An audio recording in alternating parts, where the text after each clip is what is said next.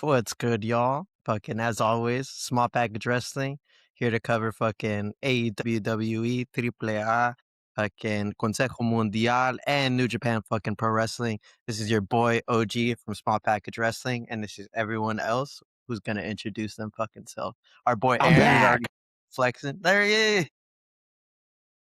Hey, chat, did And anybody miss Aaron? Did anybody miss him? I was I still missed active on him. chat. Oh, yeah, you're right. Oh, that's right, you freaking fool. Bien malo, para ahí talking hella shit. Fool Diabolino would have been proud. That's the cure. That's the That's the cure. cure. That's the anecdote, bro. That's what Travis Talking shit Scott to was fucking me? talking Y'all about. are fools, fool. But let me introduce myself. And this your boy, the Rolex wearing, diamond ring wearing, kiss stealing, wheeling dealing, Good limousine promos. riding, jet flying, Sexualist time. son of a gun. And I'm having a hard time holding these alligators down. I gotta admit, Omar, I guess I kind of missed Aaron. The argument can be made that maybe I missed him. Like maybe. And I missed him, and that the reason why is because, as you'll see in his name, he's a certified CBK. You all know what that means? Means certified fucking ball knower is what that means. And that's what we are here at fucking Small Package Wrestling, is we're certified fucking ball knowers, with Aaron being the chief one. And then we're also built to ass. And we're here to fucking just talk shit, bro, and to fucking just do some stuff. And I think we all, wanted to mostly tune in about what was going on last week. We were there live in Sacramento. uh, Shout out to whoever saw us there, to whoever else who was on the show. I know we have some followers on Instagram and YouTube that went to the same show and shit too. So, initial thoughts. What'd you think, bro? It was your first AEW show. I have questions. And this is aimed towards Aaron and towards Roderici. Because there was a point where I was talking about how I don't like promos. And some fools were saying he must be an AEW fan. And you guys laughed. Before I flame your asses, especially text Roderici. I will wait for him until he logs in so I can say what I want to say. So he can rebut whatever it is I want to say on the chat or whatever. Text him right now. He's already watching. We have As always, bro. And we'll have 9,000 more. Tell your friends. We're on fucking all of these fucking things below: YouTube, TikTok, Spotify, all of them, Twitch, fucking Instagram. But yeah, bro, what other questions? What other thoughts do you have other than calling out our friends and followers, Gwex? I need y'all to explain to me what that comment meant. What it meant. Well, okay, so what do you think it meant now that you've Nope. been to an And AEW show? no, I want Aaron to tell me what that comment meant. Aaron?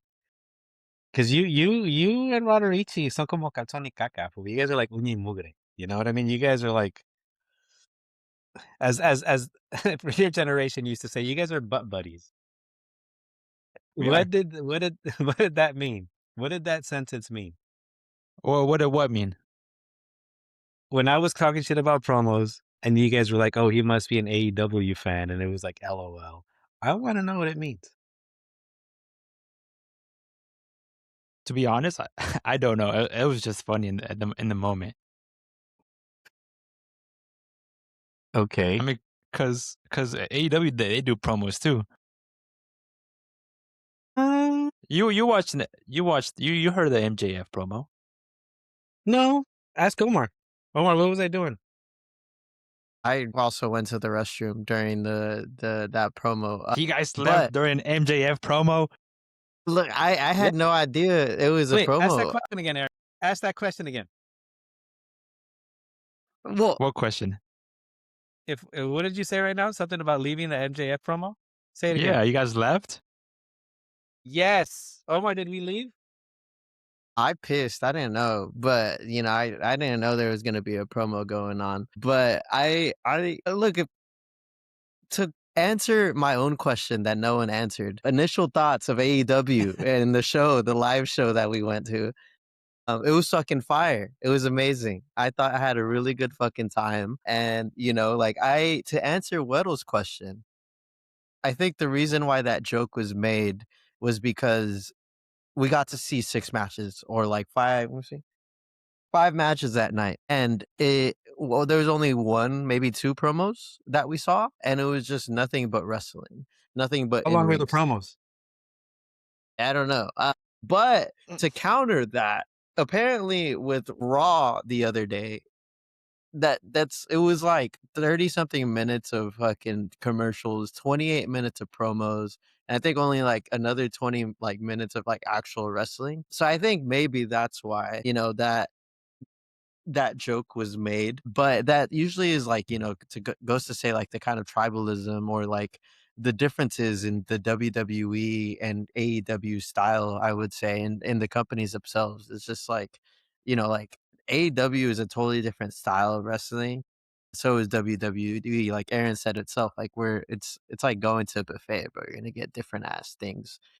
I think that. Okay. No, I got. Finish your thoughts. Because No, I know you walked out and you were juiced. I know you were gassed. I was just gonna say that it was an amazing time, bro. The AEW show, that was the second AEW show that I got to go to.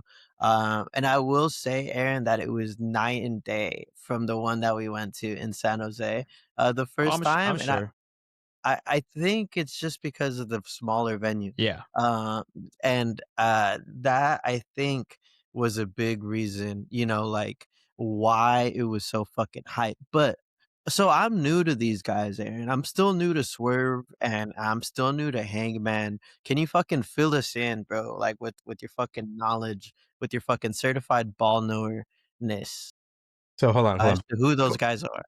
Actually, yeah, go ahead, Aaron. So to answer, Hangman Page is considered one of the 5 like main pillars of AEW from when it started. Because when it started in 2019, it was Hangman, it was Darby Allin, it was MJF, it was Kenny Omega, and I forget the other 5th person, but there's like Chris Jericho. There's 5 main guys, and Hangman's one of those 5 main guys that has been with AEW at the top level from the beginning. So that's why Hangman's like he's like their top guy. He's their main guy. And Swerve, I don't know much about Swerve. I started learning about him like 2 years ago, but I know he was with WWE. I believe he was in NXT, didn't work out, and then he made the move over to AEW, and that's where he kind of popped off. So Omar was Swerve the main event guy? Yeah, Swerve was one of the main eventers with Hangman Page, like Aaron was just saying. No. That's But did Swerve wrestle on when we went? Yeah, he was the main that- event versus Kenny Omega. Okay. I don't know why this. there's 2 names that Weddle called him: Omega Red Jesus Christ. and then Jimmy Omega. Jimmy Omega, bro. That pissed me off. So one of these days, Weddle will figure out who Smooth Strickland is, and Omega Red.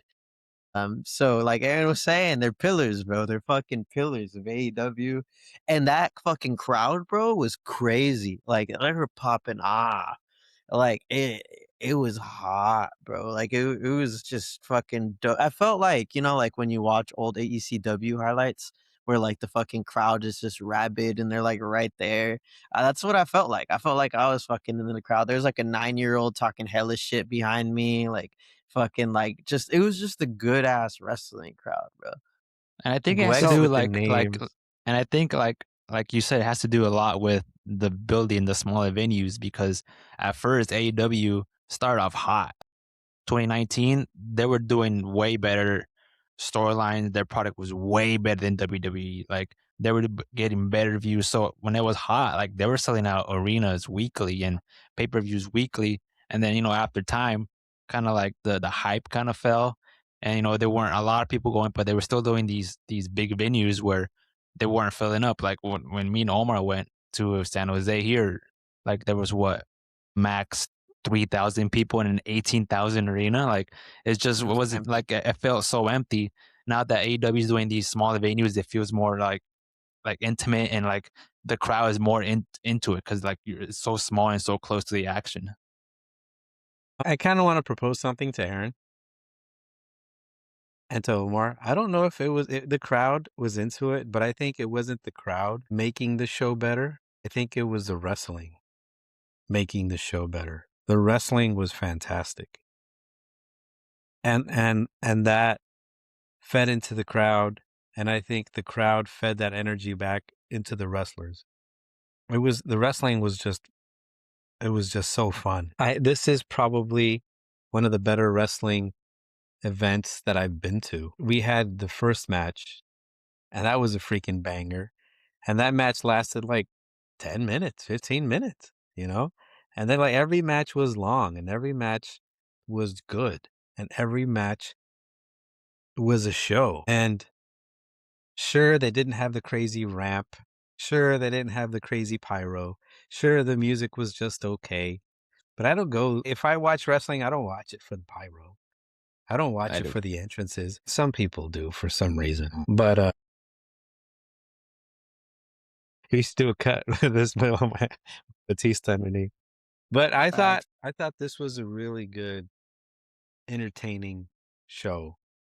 I would pay money to go watch AEW again. Not because of small package wrestling, but because of how fun it was.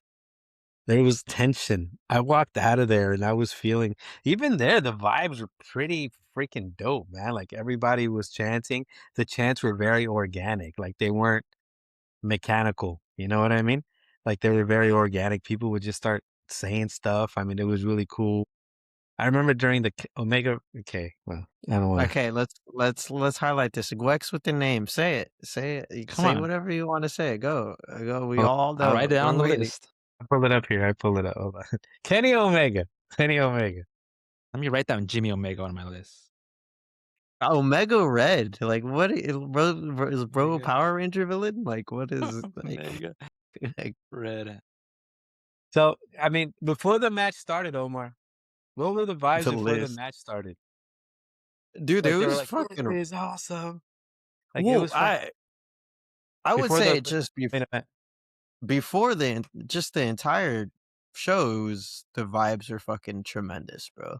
And so like when the main event hit, like it was fucking rocking already, bro. Like it just like, and to me back in the day, like what made a cool wrestling arena was like the smoke in the arena for some reason. Like, you know, when you got to the main event and it was like smoky and shit, like fucking like that to me was pretty badass. And like you really, you know, got to see that like with this arena, just like it fill up, and like just the wrestling itself was just really good to see. The crowd was chanting and oohing and awing because of like the crazy bumps and the crazy spots. So like as far as like and a pure entertainment point, like it was probably the most fun I've had in a WrestleMania outside or out in a wrestling match outside of WrestleMania. And that like I don't know what it was, but I like to think that it had to do with the venue and the card that they put on. And shout out to AEW because I was watching the card tonight, and they also put on a fucking like pretty fire little show, and a lot of it had to do with what we saw on Wednesday, which is cool because like I was like, oh shit, like I'm tapped in, like I know who these guys are now, you know, like I know like what these matches stand for and shit. So just as a new AEW fan, I know small package wrestling is pretty new at this, and I am personally. It was a badass show to go to, and I rate it 4.5 small packages. The only reason why it wasn't that much is because I don't know. I don't know if I've ever seen a 5-star wrestling match or like show overall. So like maybe it is the highest that it could go, but I give it a 4.5. The cool So thing about what AEW does is that like they don't give a fuck. Like they will give you a pay-per-view main event match on a random Wednesday. Like Kenny Omega versus Swerve Strickland, like that match in WWE, that would be like a 3-month storyline build up. Like they won't even touch to like 3 months later at a like pay-per-view. AEW, we just give it to you on a fucking Wednesday out of nowhere, and that's something that I like about AEW. Just like they'll give you these random matchups with little to no storyline, and it just be fucking these just bangers. Shout out to Young Hennessy for being on the chat. Shout out to all our followers and the millions and millions of fans. Omar was excited. When we were walking in, he was super excited. Congratulations to Omar, by the way, on his recent nuptials. Oh yeah, thanks. Appreciate it. Appreciate it. We hit the gym too. Flex is Yeah, real. but this was his bachelor party. He kept on saying that, and he was juiced before we even walked in there, literally and figuratively. We went through a couple of libations before, hazy IPAs. Why I agreed is I have no idea. They're just normal IPAs, but you know, it's not that it matters. They're still fucking nasty.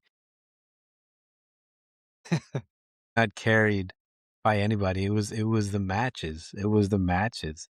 Go ahead, Omar. And just in case anyone was fucking wondering, the match card was John Moxley versus Mark Davis, which started it off, and it was just 20 minutes, like Waddle said, of just pure fucking wrestling. And it was just like, just two grown men destroying each other. Meaty like, man. Meaty man. Yeah, these guys are not agile by any means, but they are agile by their size. Like, they should not be moving that much, bro. And the amount of just clotheslines and lariats for those fools just standing was like fucking insane. And Mark Davis actually fucked up his hand, like he was bleeding and He shit. fucked up. He punched the shit out of that post. Is that what it was, bro? He punched the post pretty hard. Bro, that Omar, I thought it, like for the beginning match, that shit was pretty insane, and it it was like got the 20 crowd minutes, and I thought like, rocking. go ahead. It got the crowd rocking, bro. Like it set the tone. And then it was the Young Bucks. The Young Buck, who was it that could promo? Yeah, they super kicked a guy in a wheelchair, and that shit was dope because they literally came out like That was right pretty next funny. to me. And I was like, oh shit, that's crazy. It's the Young Bucks. But it was fucking Willow Nightingale and it's not a fatal four-way in AEW. It's just a four-way match with Megan Bayne, Marina, and Mina. And bro, the crowd was behind Mina, bro. And the number one, that was just a really good ass match. And Fucking, I Willow. don't know. And yeah, I love Willow, but fucking, I think Marina got her shit fucking power bombed, bro. Like on the fucking table, just out of nowhere. Like I was like, Jesus We don't fucking think. We know. Christ. We saw it. It was like 20, Yeah, 30 feet away from us. yeah, but I wasn't sure if she took the power bomb or if she's the one that gave it. But that shit was fucking crazy. Dude, and the table Um, didn't even break. The table didn't even break. She just bounced off. That shit was pretty insane. So this was a fucking banger. What grade would you give? How many small packages would you give this match on? the first one I'd give a solid 4, and then the second one had another 4. Fuck it. And then it was Orange Cassidy and Ishii versus Wait. Relax. I haven't even talked about it. what? The match. So this match, I wanted to say that because Omar, you were talking about, I think you brought up Io Sky. Did you bring up Io Sky with Mina? Maybe I mentioned them because the shots were really stiff in this match. I thought there was a couple of really stiff shots. And then there was the lady with wrestling barefoot, and I was like, dude, is she wrestling barefoot? And then you were like, yeah, Marina. I guess. And then who was it that fell on the ropes? And then one of the wrestlers was going to do a 619, and Omar yelled, "Oh, 619!" And the person in front of us, like, what did she say, Omar? She was like, I don't know what she said. What did she say to you? She turned around though. She was like, She's like, yeah, they correct. don't do that here. Yeah, but I don't know what move that was or who ended up doing it, but it's hella funny because this is the crowd interaction the whole time. And like anytime I'd like scream something, like that person would like turn around like, oh no, it's actually this, and be like very informative. And then like there was a handshake after the match between, I think it was Willow and Mina, which I didn't expect because I know Mina was kind of pissed off in the end. And then like they just shook hands. Yeah, Like, what's the story Will behind that? Like, are they like friends or like are they like Io Sky and Rhea Ripley? Like, I have no idea. I just know that Willow is the champion and she's the double champ right now. And Mina is just like a big favorite for a lot of people. But I just think it's probably gonna set up a feud in the future for them. But I'm new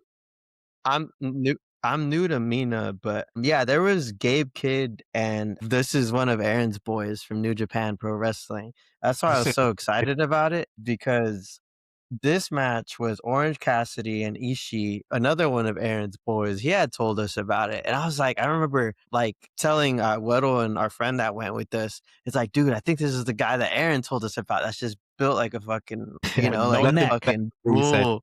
That's exactly what you said. Yeah. And they fucking just held it the fuck down, bro. And it was Gabe Kidd and Clark Connors. And it was they just threw it the fuck down. Check out our fucking Instagram, our YouTube for fucking highlights of them just slapping each other, bro. It was a good ass just banger of a tag team match. That ended with the Darby interference. That ended up paying off in this week's Collision. And for those of you that don't know who Darby is, he's a crazy motherfucker. That's all I'm gonna say. Like he's fucking wild. He'll do the craziest spots nowadays.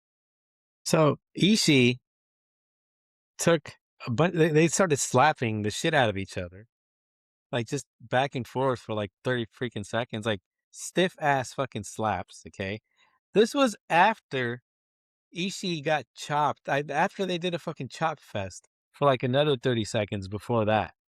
This fucking guy. And then his shots were fucking stiff. And then it's like he wanted the stiff shots. Like that's what he was looking for. Like that's what he was after. To me, it was just fucking crazy. He ended up getting hurt. For a while. He couldn't stand.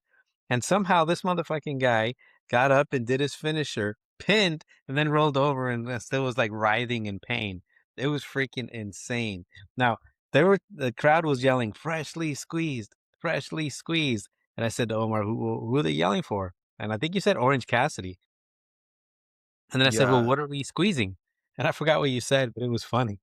And I think you said everything or something. I don't know. he just looks I like mean, he's his about to name is get Orange squeezed. Cassidy. You know, he's freshly squeezed. He's Maybe annoying. they're squeezing the Cassidy, Aaron. I don't know. Yeah. Anyway, beans, bro, and he fucking holds it down. He has a fire entrance song though. That's one thing I like about AEW is that they do license, like real music and not just fucking whoever the fuck comes up with the WWE music. It's like I'm sitting next to Omar when the match is going on.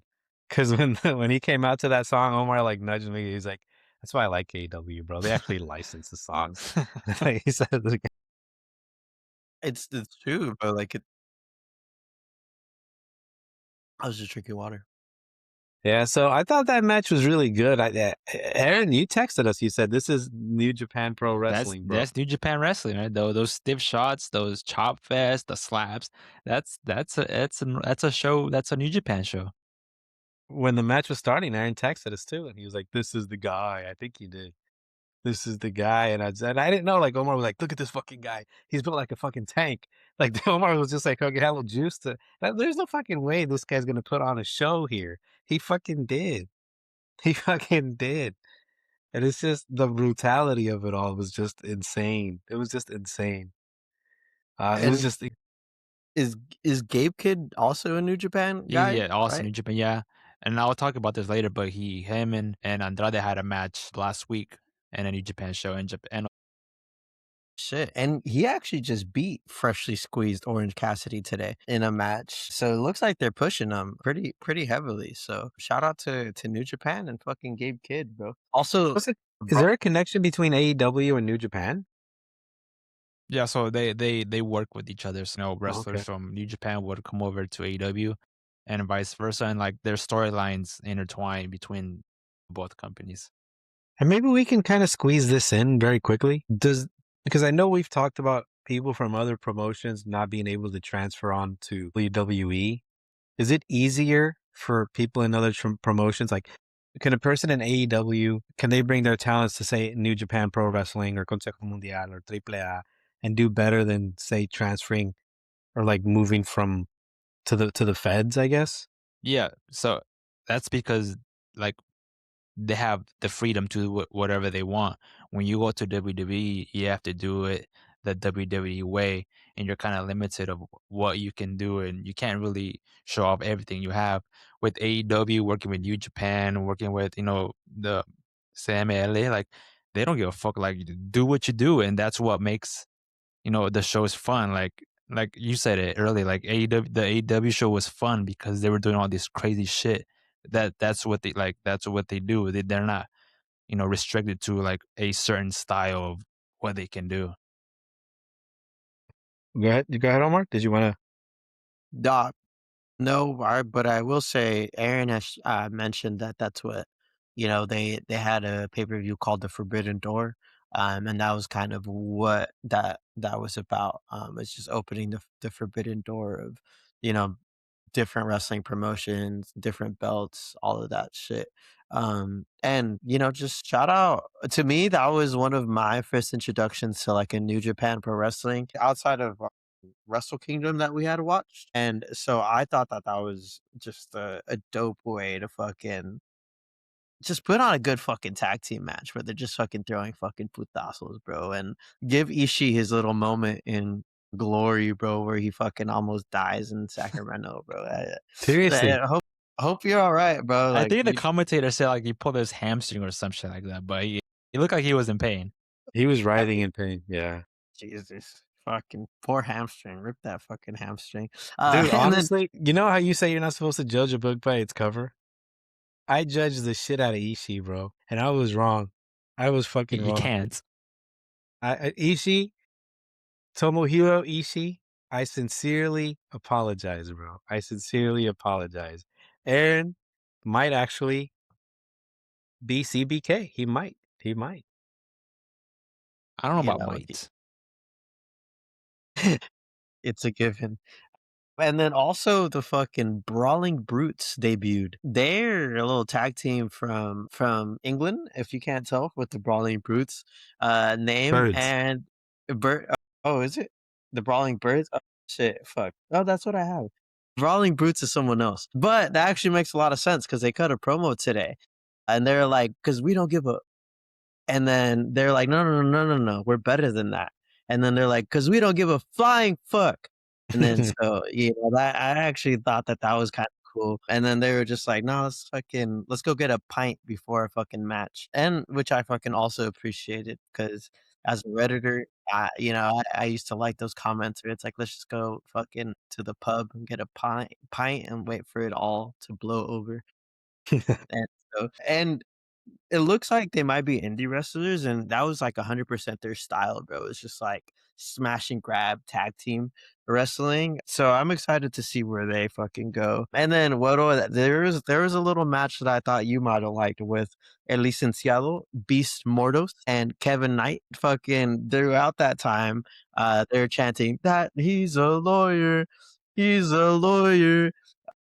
And that was just like one of the fucking like chants during Beast Mortal's his fucking match. And then we would pan, small package wrestling would pan to our local wise men, our local council that we have in small package wrestling, which is our Gwex over there. But Rolex. that was No, you would pan to the Rolex wearing diamond ring wear.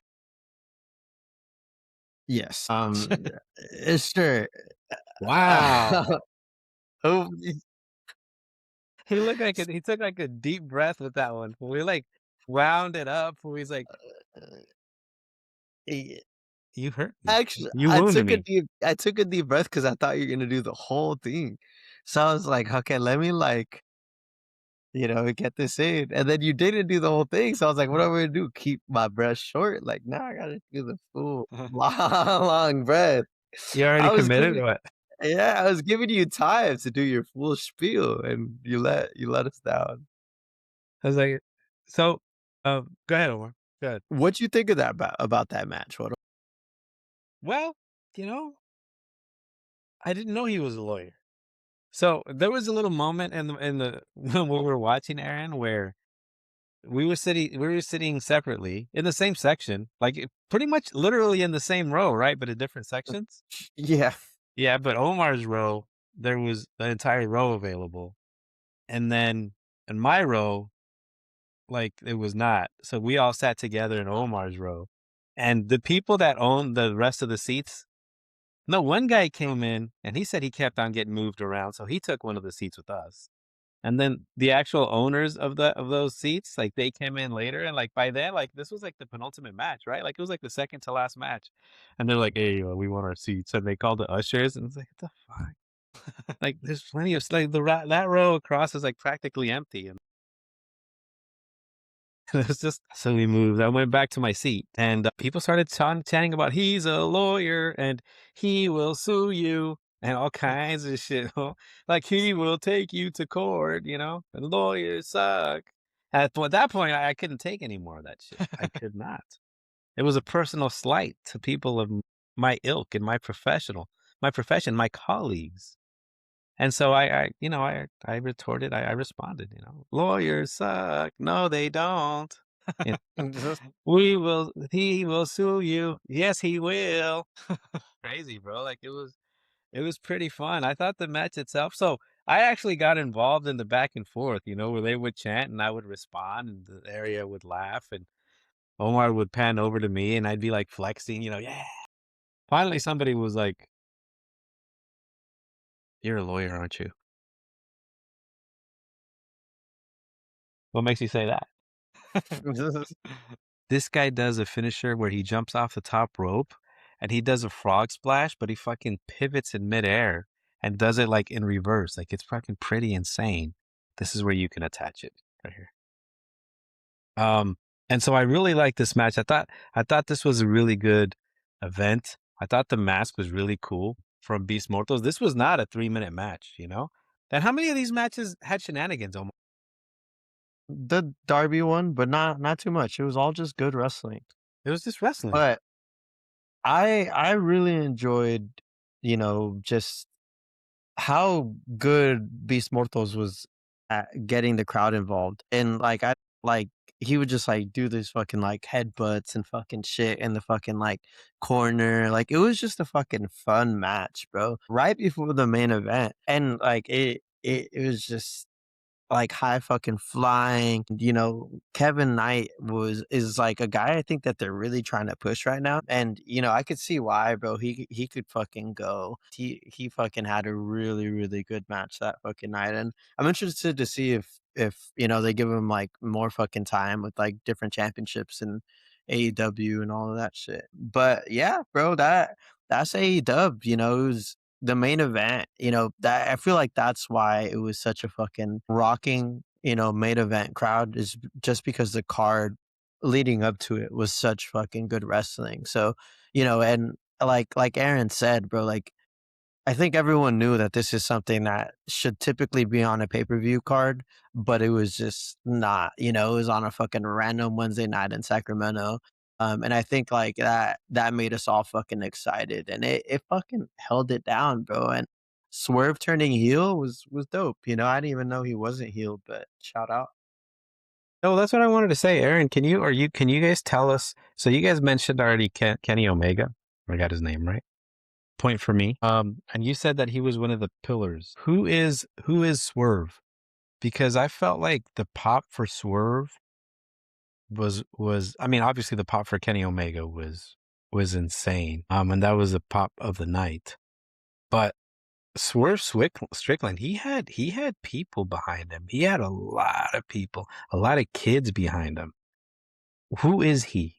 Like, what does he mean? Because it sounds like he's not a pillar yet. Like he's not up there, but it seems like he's not young, maybe.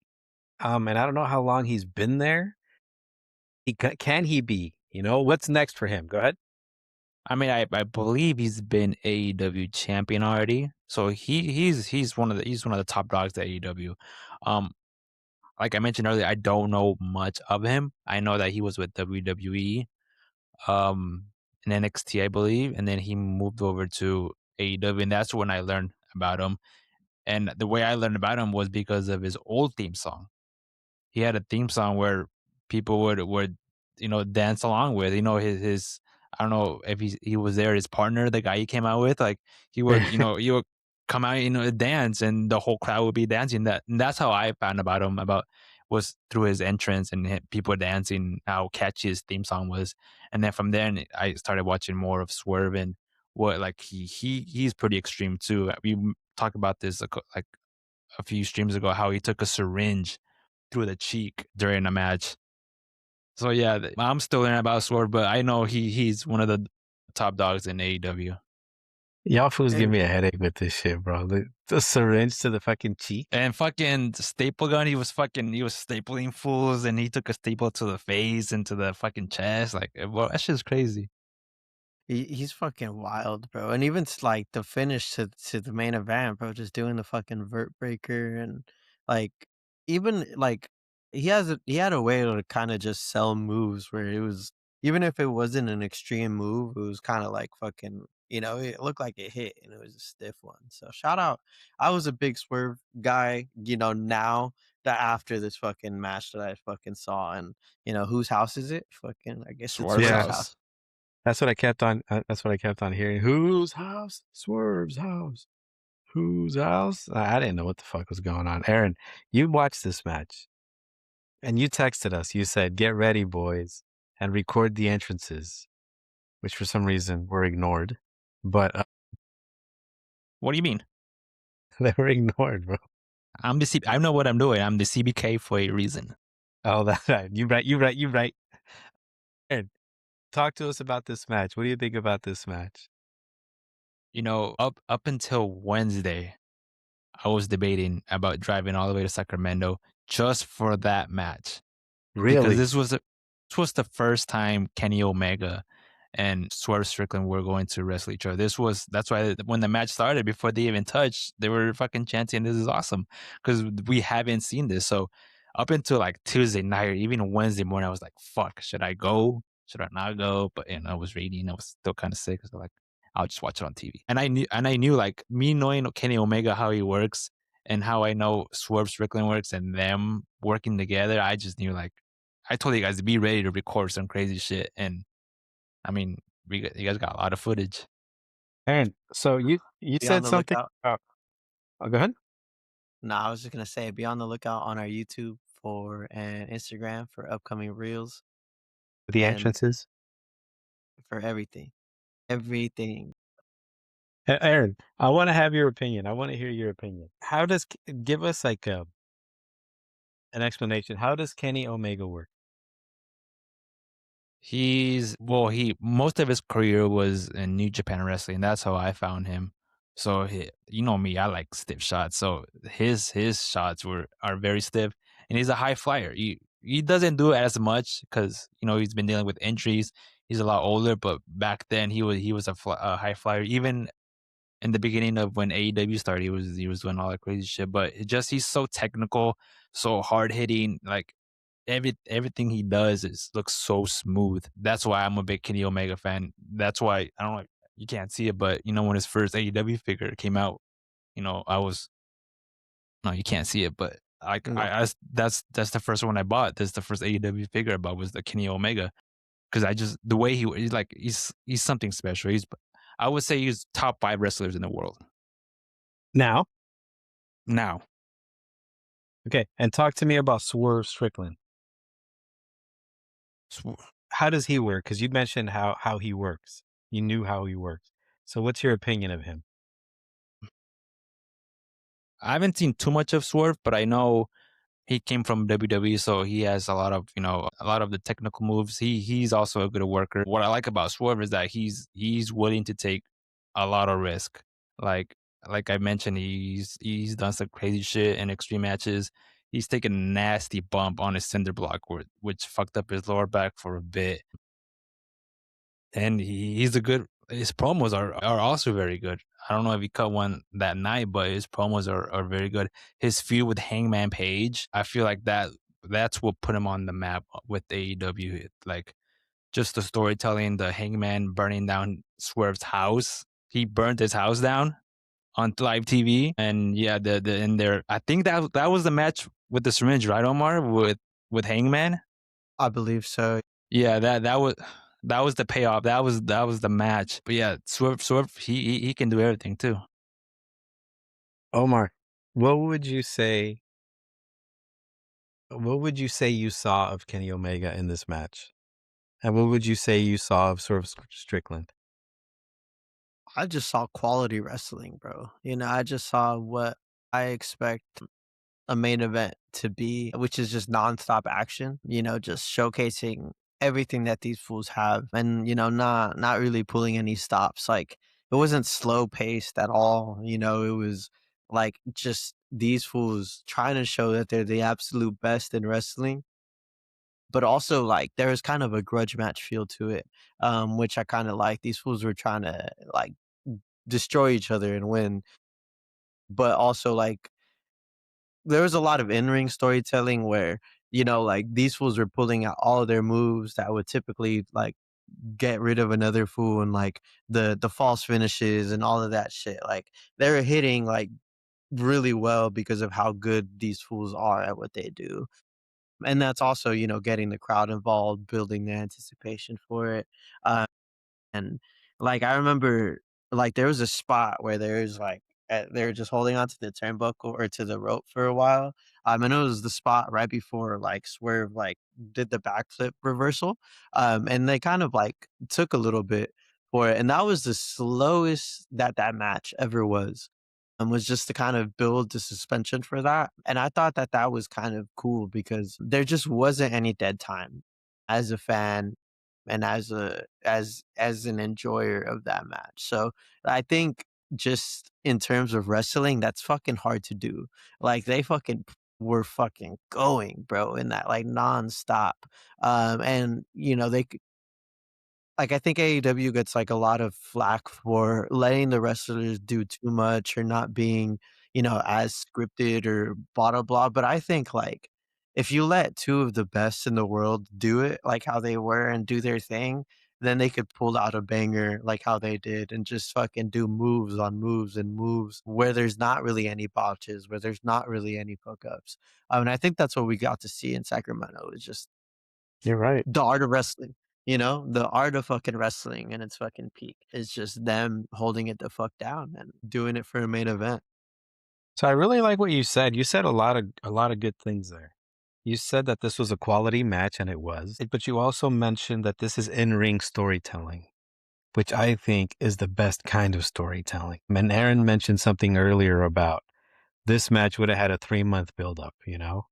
And it's just to me is I don't agree with that. But and then Omar said that this is art. They're artists. How hard was it, Omar, for you to record the match to separate what you were doing for this show with you being a fan? Because I felt like for me, I was a fan. I was a wrestling fan during this match. I became immersed in the match itself, but also with the crowd. Like it was insane. Like it was insane. Like it was like we became one. And I hadn't felt that in a wrestling arena before. And I wonder if a lot of that has to happen with the things that you said. Because you made a lot of really good points right now, which is these are things that I was feeling, but I hadn't really found the right words to say. I think you helped me put it all together. These guys, what you said is that they're artists. Like wrestling is art, and these guys are artists. And when you don't tell them what to say, and when you allow them the freedom to cook and to create, you know, then there's less botches and there's more masterpieces. You know what I mean? Because people are in sync, I guess. I don't know if that's true or not, but it's just what made sense to me in seeing this match between these fucking guys. I mean, this is one of the better matches I've seen since I started watching wrestling. And so, how hard was it, Omar, for you to separate being a fan with being able to have shit for today, you know? Like how hard was that shit? Imma keep it a buck, bro. When Aaron was asking me for videos and footage, I don't even remember what I took. Like, I don't. Like, that's why it took me a minute. Or, like, I think Aaron asked me, like, "Did anyone get the fucking knee?" I was like, "I don't." I said, "No," but I'm pretty sure I got it. Yeah, you Like, got it. Yeah. you see, like, I don't fucking remember. I remember at some point, like, during the show, like and this was at the beginning before the main event, like, I was trying to get footage and I was, like, locked in, right? And I was like, "I can't, this is too good." Like, So I Yeah. like for the first time I went like to the side and then like put the camera. I was like, all right, bro, I'm focused that. That's got a good shot. And then I watched on the side because like I don't want to be watching through the camera. Bro.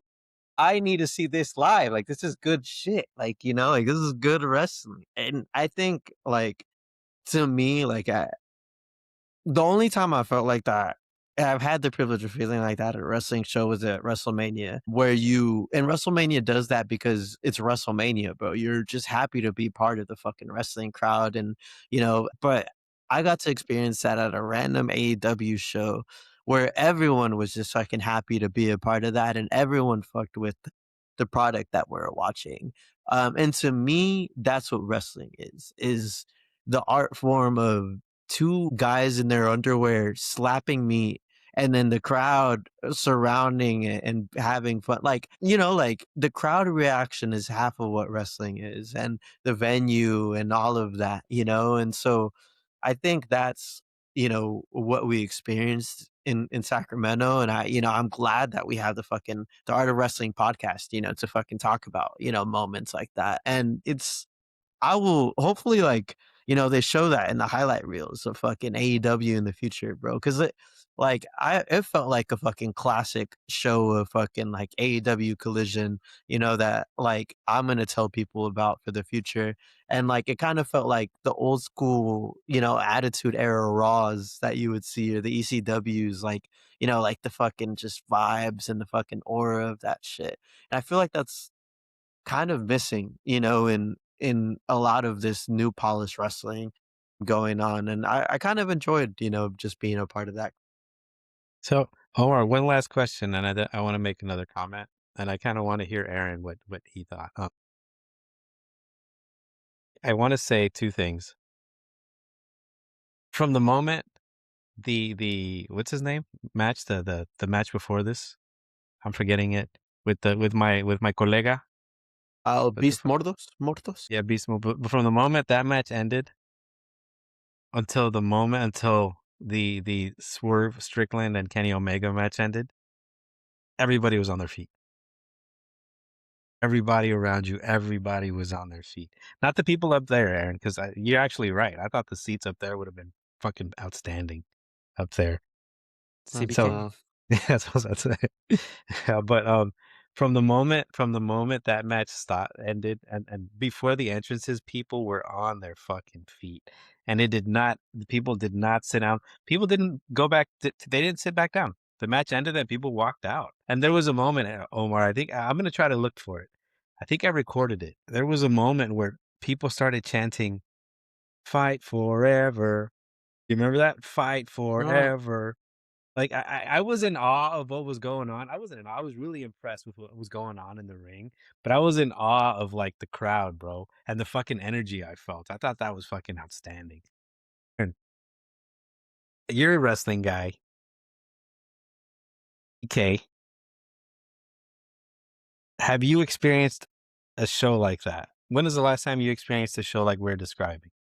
Not a show, but a match where people were on the feet the entire match. And that's only happened twice in my, I don't know, over 80 shows I've been to.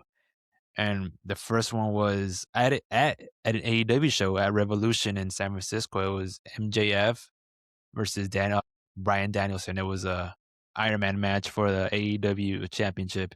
Fuck. So the build up to that match was fucking amazing. First of all, and then just during that time, MJF was such a fucking like a dick and asshole of a heel. Like during that match, he threw out like a beer at a kid's face during the match, and just people wanted Daniel Bryan to fucking win. So like when Daniel Bryan got the first fall and he was up 1-0.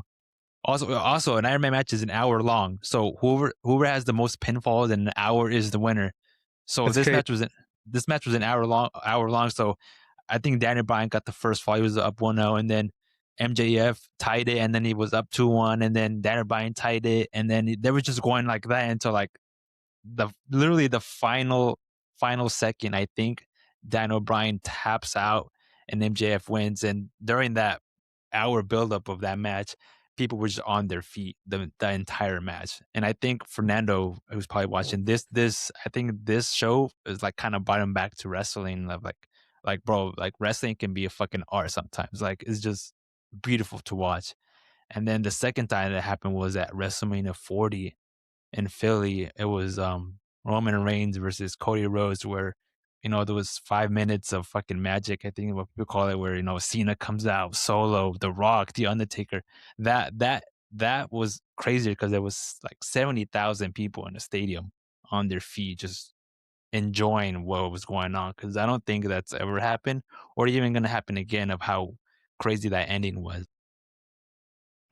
And I want to pivot to, well, maybe we could talk about this briefly. I walked out of there and I made a video to our live. We made a video to our live. To me, there was a moment where I was able to detach myself from the moment and just say, like, why the fuck are we cheering for this? Like these fools just fucking got fucking clobbered.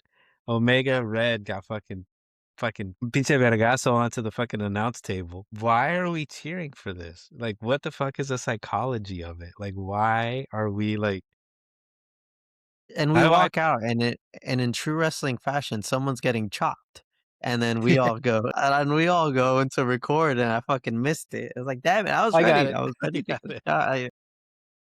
shot. But oh, It's it's an art form, mhm. like how people enjoy listening to music and dissect lyrics and beats, and or how people watch movies or like dissect how actors act. Like this is our art form of how professional wrestlers can tell a story with their bodies inside a squared circle, 20 by 20 ring. Like that's our version of art. Now a lot of people look at that like, what the fuck, that's weird. But like when you know what's going on, you can know that what you're watching is something beautiful. There's a beauty behind it, bro. And, follow the Art of Wrestling podcast every fucking Wednesday, 8 p.m., bro. We're out here fucking discussing it. And I fucking agree, Aaron. Like, and shout out to you, bro, for putting me on, and putting Fern on again to this fucking beautiful art form that is wrestling. A lot of us get that disillusionment too, because sometimes the mediums of this art form aren't necessarily at their best. But Aaron's been a fucking real one, a real certified fucking ball knower for a fucking minute. And thanks to you, I know what fucking AEW is. Thanks to you, I got to go to a fucking AEW, like Sacramento show and know what the fuck is going on and shit. So we outside, bro, and make sure to fucking give us some love. And shout out to also Gwex, bro, for knowing the original art of wrestling, which apparently is fucking Hulk Hogan and Ric Flair back in the 20s and shit. The art form, bro. Okay, y'all are bullies. Fool. Y'all are bullies. So, Aaron, I'm gonna put you on the spot because you're a company man. You're a loyal company Triple H guy.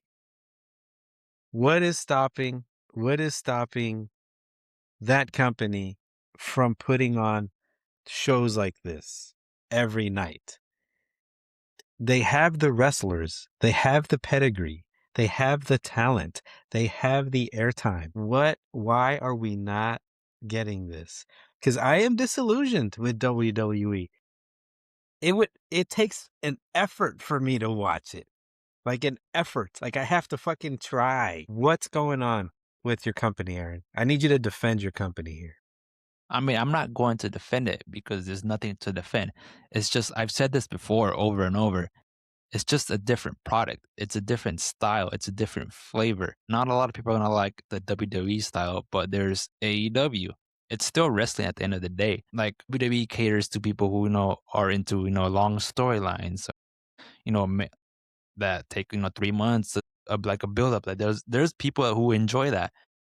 And there's also people who don't. And then there's people who enjoy, just the random spotty wrestling that, do, 450s, Canadian destroyers, they kick out of that. Like people enjoy that, but there's also people who don't. Like they're like, why are they kicking out of a tombstone? Like it's just what you like.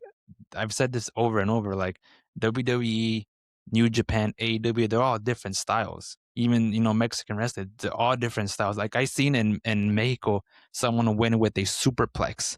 That was crazy to me. But like that's their style. That's what they do. So like whatever you like there's options for you. You don't have to, just watch one. We're so lucky that we have different varieties of just wrestling. Like you can pick what you like and just watch. I don't know if that. It's just, to me, I feel like there's no excuse. There's absolutely no excuse to suck this bad. Ticket sales are down for WrestleMania. The last I saw, and I looked it up, tickets have sold at a 17.3% less than at the pace of last year. They're at a This is what's pissing me off. Ticket sales are low and they're on sale. Instead of talking shit, buy them. They're fucking cheap.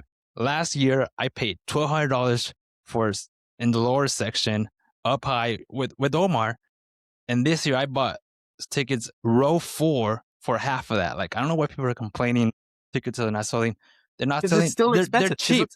Because it's still $700. It's compared still to last year. Compared to last year, this is a fucking steal. No, it's $700. It's $700 to watch a worse product, to have an unexciting freaking card, to have below average wrestling matches, old aging wrestling stars, and everything that's entirely story driven. Like, why pay $700 for that? It's our Super Bowl. It's like people. Is it? Like I worked at this Super Bowl, and there's a lot of people who went to the game that didn't know what was going on. There was just people with money, like, you know what, I'm just gonna go just because it's the Super Bowl. That's what you do. People watch it. That's WrestleMania. People just go because it's WrestleMania. We don't even know the card yet, and yes, ticket sales are low, but guess what? They're gonna fucking sell no matter what. It's WrestleMania. Will they? They had the same issue last year. Okay. And Omar, how many people were in that building last year? Yeah, it was fucking packed. But I will say, it's just, I think the better question is how do you think the booking is going up to WrestleMania this year in comparison to the last year's? Outside of the ticket sales, outside of all of that, how do you feel about the build to WrestleMania, having gone to all of these other ones? Let me answer this. It's hasn't what I want to say. It's not as good as last year. It's horrible. But that's also because of we have so many injuries. We, Seth, who was, in charge of the division, went down, and ever since the division has been like, it's whatever. Now we lost, Bronson Reed, who's fucking, is out for 6 months now, and just injuries hasn't helped with this build up to WrestleMania. But you do have talent. You still have talent, bro. You still have Penta. You have Dragon Lee. You have El Grande Americano. You have bitch ass Gunther.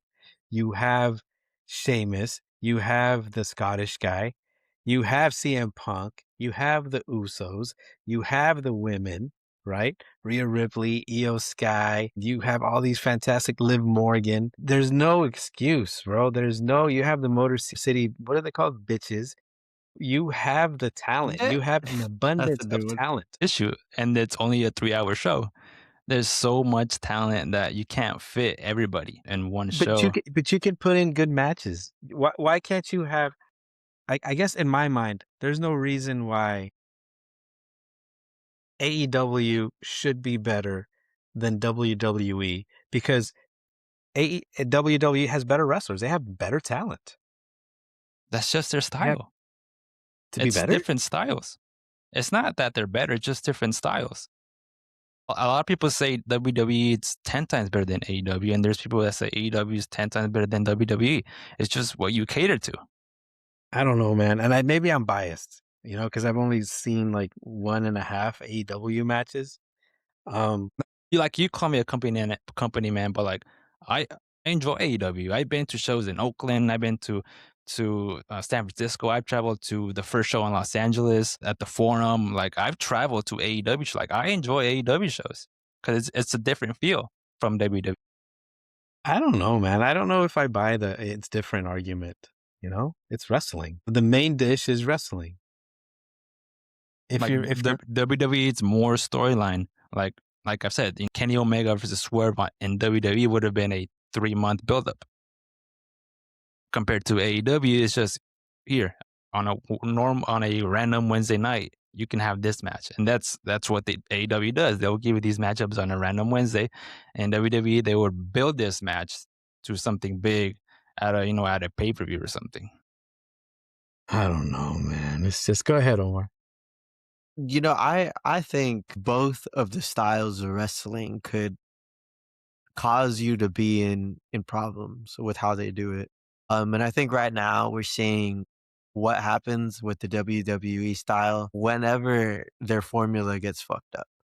Whenever these big guys that they push get injured and these long-term storytelling, because then it makes them unable to like just do shit on the fly, and fucking have fun with it. But you know, like I too am online and I'm on now in both communities. And in the WWE side, you'll see everyone talking shit about the AEW side. Like, why are they flipping? Why are they doing this many moves?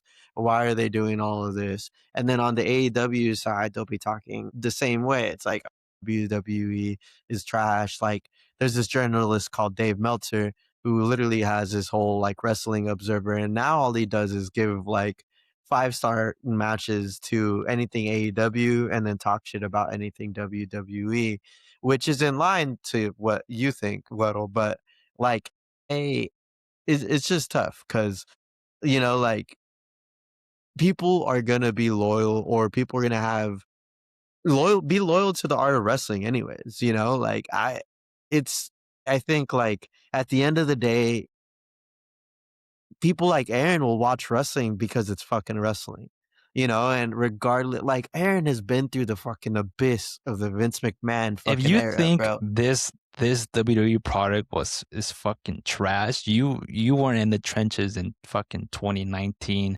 Like bro, like you can't.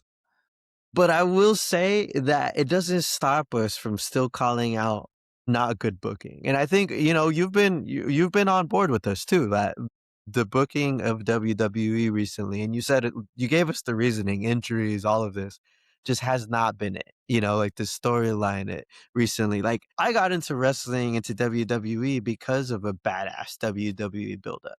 Because of two back to back. And it's just they haven't been able to capture this magic, bro. I watched Monday Night Raw for the first time in a few weeks this past week. I was like, what the fuck did I watch? Like, Exactly. what, like, Paul Heyman came out and said the same thing over and over again for 30 minutes. I was like, I get it, Paul Heyman. Someone's going to have a match with Brock Lesnar. But I think that in terms of their weekly shows, WWE has a lot to pick up on recently, and I don't know what it is. You know, they should not. And Aaron, I know you agree. They should not be having Maxine and fucking Natalia on our fucking TV, bro. Like, Bro, why? why? Who's Maxine? Exactly. Exactly. Maxine Dupree? Yes, Yeah, you know, her. I love She's only Maxine, Maxine Dupree. but she should not be having a feud with Natty now. But she's off the fucking roids now. What? She's Natty? Like First no, of all, like God, yo, Natty is Natty. Okay, she's all she's Natty. Natty. That But was look, the okay, worst finish to Matt. Aaron was like, "This is my I didn't bathroom watch it. break." I didn't watch I'm it. so Aaron, you would have like I fucking went to the just bathroom. jumped out the window, bro. It was bad, bro. Like it was fucking rough. So I okay, was but like, why? Go ahead. I couldn't believe it. Like I was like, who wrote this? But there's fucking rumors that WWE is using AI to write their storytelling, and I fucking believe it, bro. I was like, that was some fucking AI slop if I've ever fucking seen it. Just let your wrestlers cook, bro. Who cares if they're like if fucking Matt Cardona is like, I want to come out here with a double orange spray tan, just let him do it. Just let them do something. So Just, I'm so tired of Paul Heyman and Division. I'm so tired of it. Look, I'm gonna read you some random ass names, okay? Aleister Black, Angel, Apollo Crews, Angelo Dawkins, Austin Theory, Axiom, Berto, Bianca Belair, Bailey, B-Fab, Becky Lynch, Brock Lesnar, Braun Breaker, Bronson Reed, Carmelo Hayes, Chad Gable, CM Punk, Cruz El Toro, Damian Priest, Dragon Lee, Drew Should get fired. McIntyre, Grande Americano, Ethan Page, Eric Rowan, Finn Balor, Gunther, Io Sky, Jacob Fatu, JC Mateo, hey, just Javion naming the Evans, whole Jay the roster. Usos, Going on. all these fucking guys. You mean to tell me you can't put a really good fucking Montez Ford, who I like, fucking Naomi? You mean to tell me that out of all these fucking Obafemi, all these fucking guys, you can't put on a good fucking WrestleMania card or a good Monday Night Raw card or a good SmackDown card? Like, okay, fine. Have them throw out bangers and not wrestle for a fucking month. You know, like, why? Roxanne Perez, Roman Reigns. I mean, I think Roxanne's injured. We's haven't had a baby. Unbreaker's injured. Bronson Reed's injured. Seth Rollins is injured. I mean, these are vital main roster people who's Next been man out. up. Next man up. Chad Gable just came back from injury. Like Ray Fenix, I- Randy Orton. those guys are on TV on Fridays. Like, next man up. You know, make it fucking happen. It's I because mean, of the promo. What did Young Hennessy say? It's because of the promos, I guess. Young Hennessy, it's the promos, my guy. It's the promos. I'm just gonna be honest with you guys. I'm having a really hard time watching WWE, like a really hard time right now. You know, and I'm giving it the benefit of the doubt. I'm really trying. I don't know. When's the next PLE? This Saturday. Are you guys excited? Like, I haven't even talked about it. Yeah, we should do predictions, elimination chamber predictions. I'll start. It's gonna be Cody, Jay, Javon, Trick, and Randy. And LA Knight. I have Yeah. Cody winning it without a fucking shadow of a doubt. Who do you got at 5:30 a.m.? I think either Cody or I don't know, something telling me that LA Knight might take this dub. That's crazy. Are you guys excited about this? I mean, it's elimination chamber. It's a fucking cage, of course. Yeah, I mean, I'm You'll not watch it not all? excited. Yeah. So Cody or LA Knight? Okay. I'm excited for the Javon and Trick mentions. That's who I'd have them win, but they're not going to do that. No, it's too soon.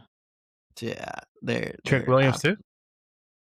Yeah, give them to the lemon pepper steppers, baby. You know, let them do the Bro, work. I seen his media work. That shit's hella funny. Dude, the reporters were like gushing over him, bro. Like they didn't even know how to fucking act, and it was just all the lemon pepper steppers.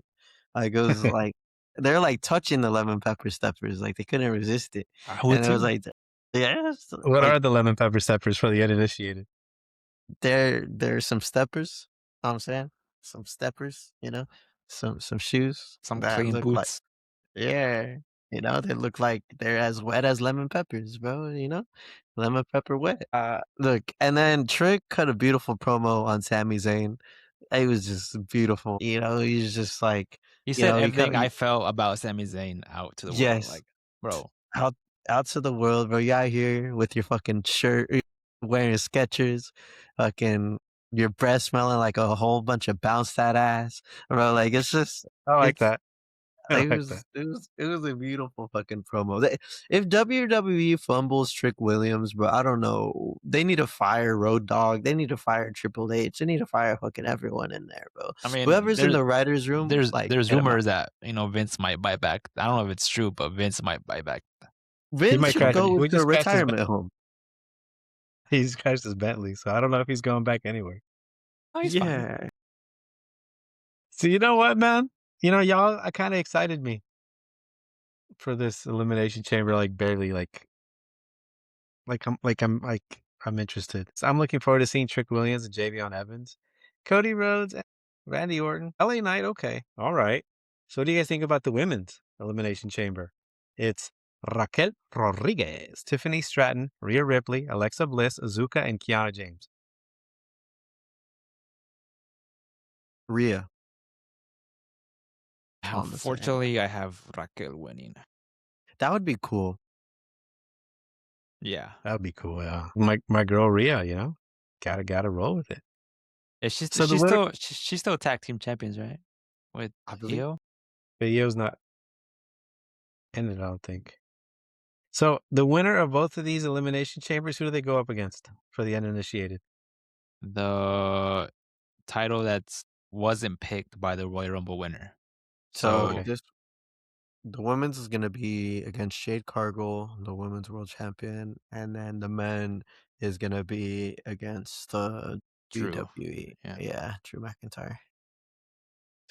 So you guys have Raquel Rodriguez? Yeah. So Aaron knows ball. So let's see. Let's check his predictions. So far he's been, I don't know if he's got anything wrong so far. Young Hennessy says something. He reminded me of that meme, Omar. The guy type drinking beer. Oh yawning. yeah. Yeah, shout out Julia, bro. Julia, yeah. She Fuck, bro. underrated, bro. She had a crazy NXT run, and then she stomped the fuck out of Rhea this past Friday. 10 out of 10 would recommend. It should have been me. And yeah, Newlywed. I need to be punished. You know, I don't know. Like like I sinned, bro. Punished. Anyways, in a wrestling ring, you know, I've had some bad takes in small package wrestling. You know, I've had Yes, you some have. incorrect predictions. You know, and I need to be taken. I need to be held Sure. accountable.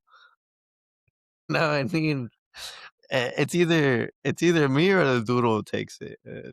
I'll take it for the Doodle. Doodle's gone through a lot. You know, Your volunteers tribute. he's still missing. You Still know, he's missing. still has been missing since his Vegas trip. Somewhere in Vegas. Okay, CM Punk versus Finn Balor. I'm so done with CM Punk. I want to see him lose. I don't care. He can go back to. He's not going to. I have a I mean, feeling they've been. they already announced the main event for WrestleMania. Yeah, Roman Reigns versus CM Punk. you know, and then I think the worst thing is that they're teasing a demon comeback, and he's just gonna get squashed. The demon. It's like why? That's like Did they really? WWE like beautiful perfectness. It's like, oh, let's bring down the demon for one match and have him lose to 40-year-old CM Punk. And then Thanks, bro. also there, I don't know if you know about the box, the The box. package, The secret box? the secret It box. it better be them announcing us as fucking on fucking time commentary, bro, for all the time. That's the only. They're stealing our gimmick here. They're out here with a big package. Like I'm gonna. Where you at? Fool? We should hit them for fucking copyright, fucking infringement and shit. Out here with the fucking stealing our package nonsense. CM Punk was just as bad in the UFC. How come everyone knows about? How was he that bad? In this, what Yeah. happened? It's Oh, like wow. What? me joining the UFC and fucking fighting. Of course, yeah, it's terrible. I thought you were going to Jesus say it's like Christ. Efron playing soccer, but I mean, whatever. I thought CM Punk's whole shtick was like Segunda he was an actual martial artist. No, I don't won't even think so, talk shit. no. Maybe I'm I mean, bipolar. a Maybe lot of people hate on him for that, and a lot of people respect him for actually just jumping in a cage and fucking fighting. And get your ass kicked? Yeah. I mean, would okay, you? he was ass. I've done it, not in a cage, but in a soft thing. I guess he likes being punished, bro. Like don't buns. Okay, yeah, we'll check that out.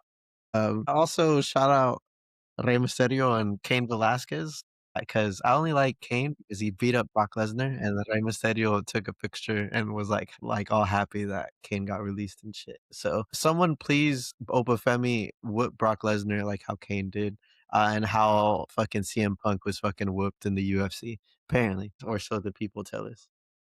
Okay, and then AJ Lee versus Becky Lynch.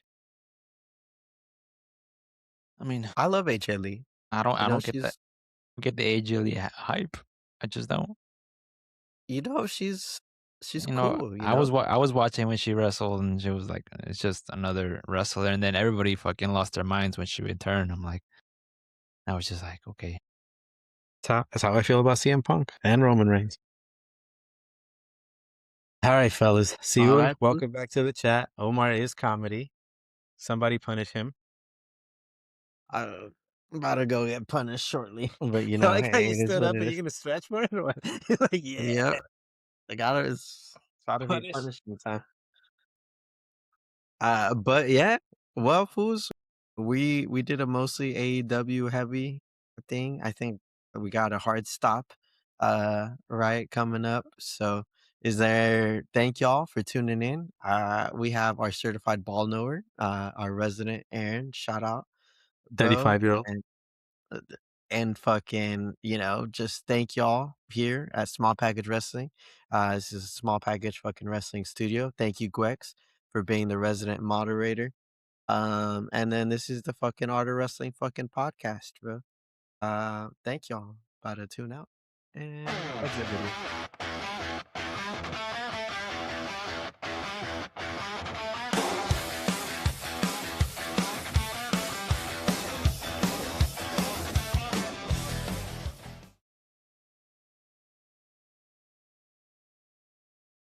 Well, it was good for all of us to be back.